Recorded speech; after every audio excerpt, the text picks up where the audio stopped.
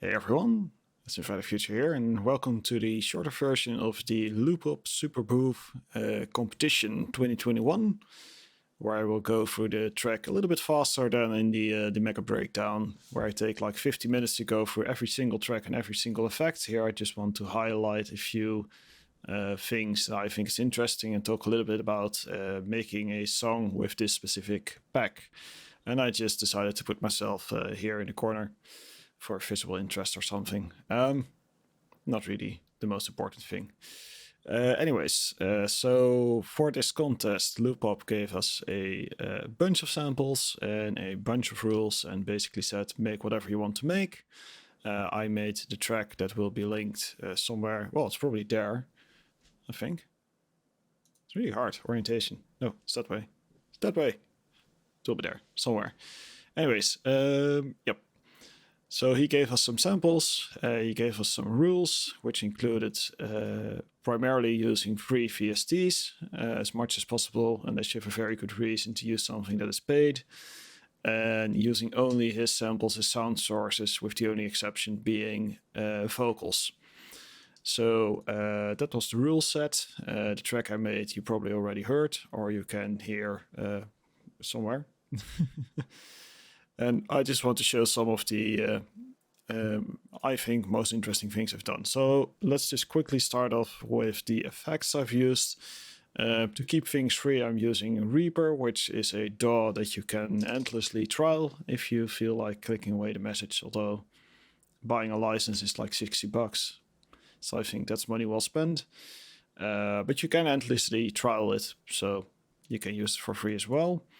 My main source for effects is the Melda M3 FX bundle, which is free, or $49 if you want to lose the banner and have a few added things that I'm not using in this track. So that's my main source for all the effects, and I would highly recommend checking out that bundle if you are in the need for some effects and your budget is somewhat tight.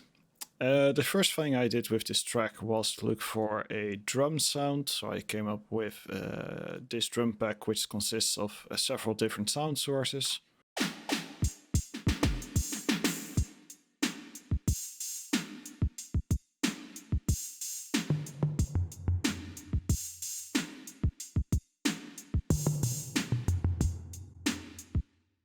Nothing too incredibly impressive. If you want to know exactly what's on every track, you can check out my mega mix. But what I want to focus on here are two things. It's the intro.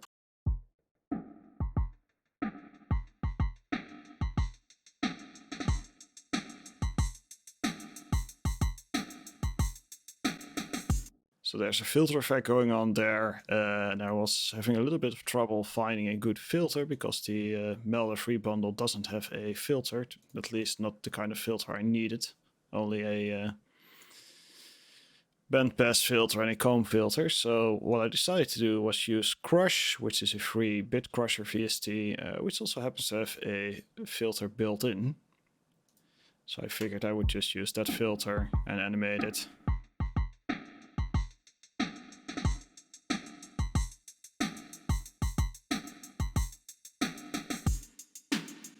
That transition isn't the cleanest in the world, but I think it isn't much of a problem. So that's one of the things I creatively abused in this track. And the other thing is Buffer Override by Destroy Effects. Very cool little plugin that I didn't know about, which is kind of tip number 2. If you are trying to make something and you don't know what you need effects-wise, it can be a very good idea to just ask around. That's how I got to this effect. I just happen to have some friends who have been producing music a lot longer than I have, and they came with Destroy Effects. And this is kind of exactly what I wanted. It's a buffer effect, so it slices, or it creates a buffer in which you can slice up what it plays back, creating all sorts of interesting stutter effects, and really a nice deep little thing. And in this context,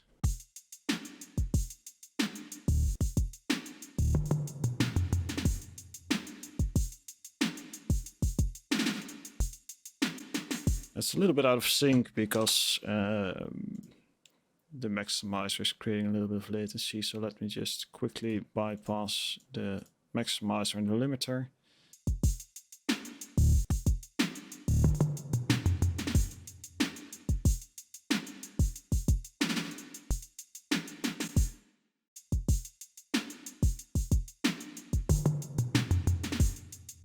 So it's creating these little glitches. Automation here is a matter of drawing it in and just really experimenting. That's the only way to do this sort of thing. So just try a setting which creates an interesting stutter and save those points, and you can create an automation like this. I decided to only use it in this part of the track because it got a little bit too busy using it later on, but it's a very cool effect. I would highly recommend picking this up if you're into stuttery, glitchy music kind of stuff. So crush and buffer override, that's two big ones. Let's move down the chain a little bit. The baseline, this is where I did a little splitting thing. I think I can actually show that pretty well like this. So we have a bass high and a bass low. If we disable bass high,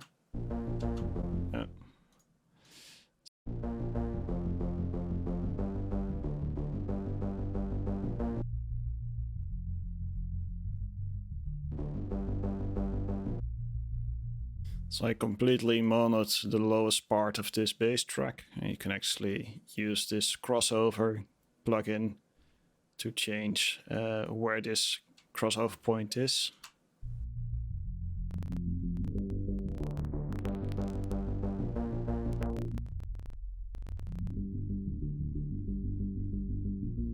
So that's a little trick, because if you don't do this, everything gets pretty wide. So that's a little trick. That's why the crossover is on that lane. Let's see, what else did I want to discuss? I think Blue Arp is definitely worth mentioning. Blue Arp is a very cool arpeggiator and sequencing thing. Now, I don't really do much with it here other than turning these chords on this track into arpeggiated notes. So it's a very basic use. Does the job pretty well.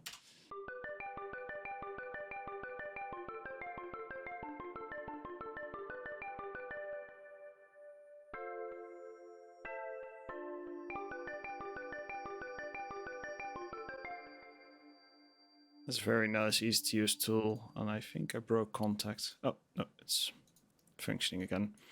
A lot of controls here. You can set gate times, you get sequences, you can set length, you can set everything for every step. I just kept it really basic. It's just an upwards arpeggio, and with the double arpeggio, I did a little thing that I know from a track from Muse, where they have one hand playing up and one hand playing down. That's basically what's going on here.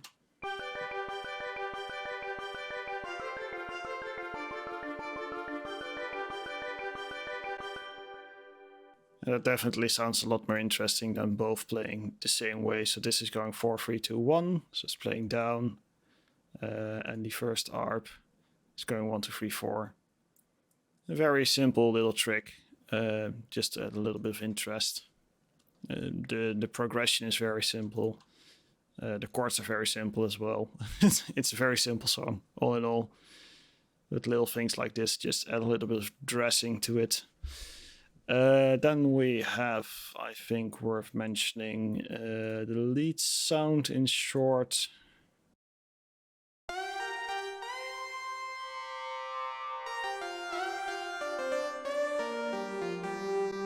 Which is also a two-parter sound. We have a upper and a lower lead. So this is the upper lead.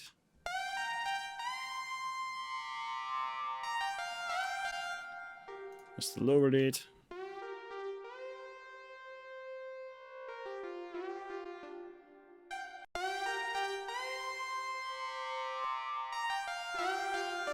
That's quite a little bit of body there. There's a little bit of left-right panning. It's very subtle. I didn't want to push it too much. One of the cooler things here is this general dynamics that's built into Reaper. So what this is doing, it is expanding the tail of this lead sound. So without it, if I have to write one, do I have to write one? Yeah.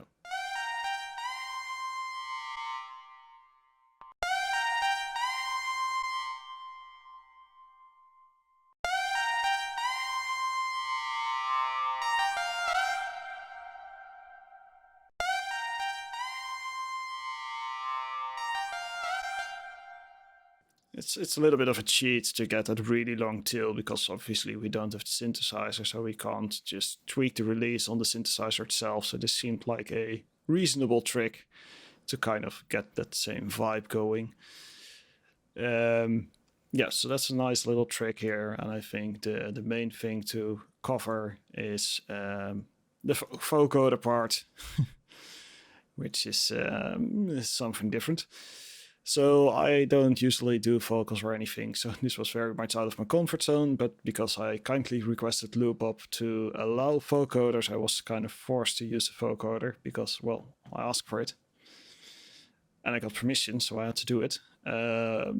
So what I'm using here is Tel Vocoder, which is a free vocoding plugin, which also has a built-in synthesizer. Oh, I messed something up. There we go. So it has its own carrier section here where you can draw in the MIDI notes, but I felt like using that was a little bit of a cheat because you're using an external synthesizer. So I figured I could use the side chaining capability to feed a carrier signal, which is also one of the Loopop samples into it as carrier. So I'm not using any other synthesis engines other than Contact with Loopop samples to feed this vocoder. Very cool vocoder. I do believe I made a video about it. If I haven't, I will very soon, because it's worth talking about and it's a nice free option. So right now it sounds a little like this.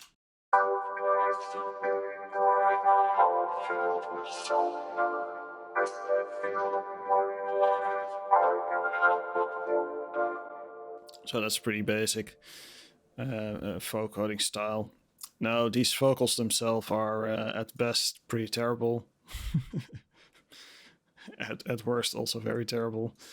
I did melodyne them, but they are still pretty horrible. Low effort vocals. 1,000 lights still burning bright, my heart is filled with thunder as I feel the morning light. So there's some serious auto-tuning going on, or melodyning. Definitely melodyned it to oblivion. Part of the problem being that especially this take was just a scratch take, and then I threw on the vocoder and it was kind of good enough. So I went, oh, it's kind of good enough. But without the vocoder it sounds really bad. Traveled across the galaxy to answer the call you sent. 24.7 trillion miles, useless effort in the end. Mildly better vocal range.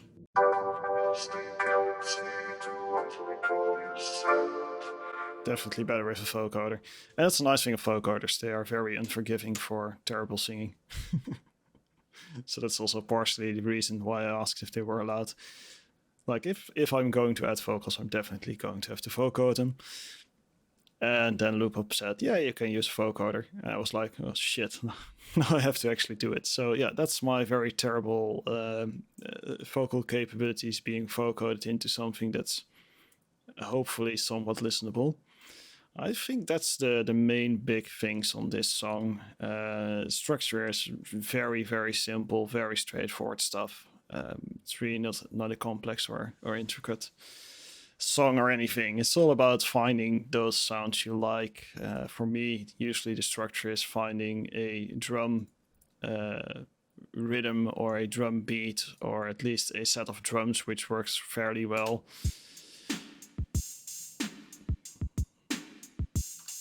There's not a very spectacular, out-of-this-world drum kit, but it's very good for a basis. The next step was adding the bass. I wanted to originally do really a synthwave track, so I figured I would do the arpeggiated bass thing.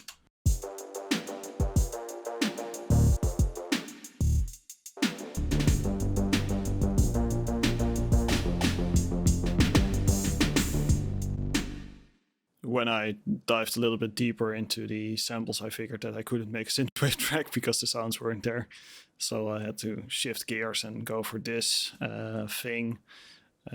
Still very simple arpeggiated bass, held bass notes, and then I figured I had to do a little bit of a variation.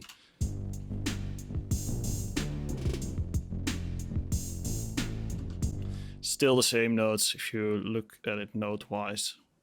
It's very much the same thing, it's just octaved up a little bit for a little bit of a playful effect.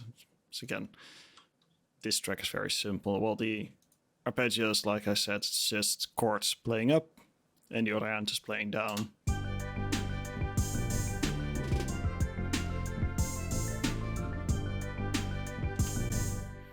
And the effects are used to signal in changes to different sections. So here is going into the arps. Here I'm using it to go into the lead sound.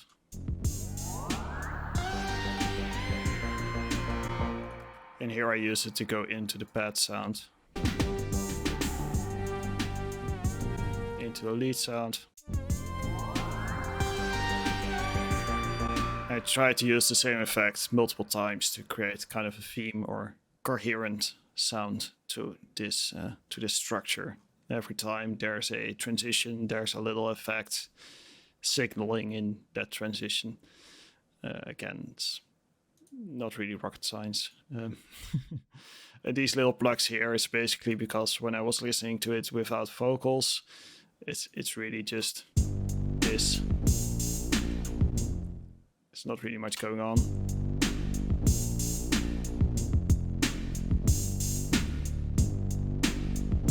That times 4 bars seemed a little stale, so I figured